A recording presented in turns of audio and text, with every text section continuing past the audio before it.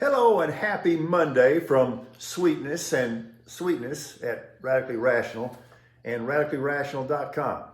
Okay, at first I thought it was just a weekend part-time staffer at ESPN who had accidentally re-aired an old story.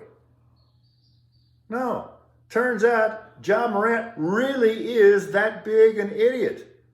Are you kidding me? He seems to have a problem with guns and videos and social media and Saturday nights. What a maroon. Oh, and you know who else's act is getting old? I did not cite this late last week and I should have. Really, Greg Abbott? More busloads of migrants transported to Washington, D.C.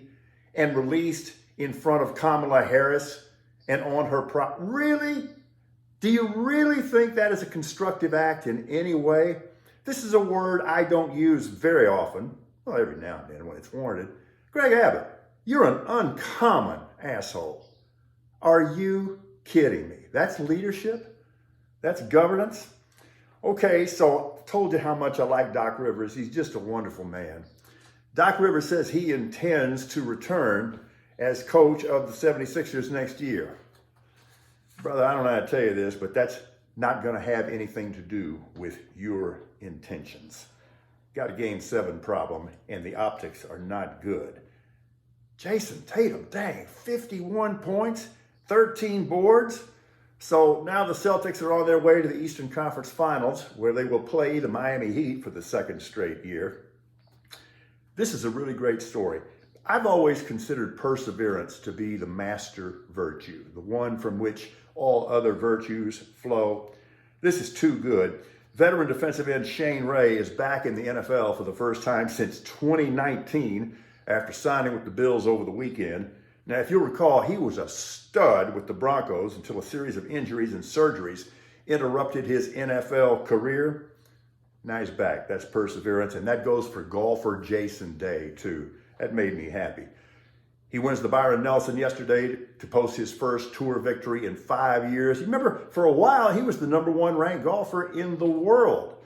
Injuries, illness, deaths in his family. He stuck it out. He's back. How back is he? A final round, 9 under par, 62. That's back. I love watching college softball. I do, especially the NCAA tournament, which gets underway shortly. Oklahoma, once again, the top seed. I guess that 51-1 record has something to do with that. So the Stros took 2 out of 3 from the White Sox in Chicago.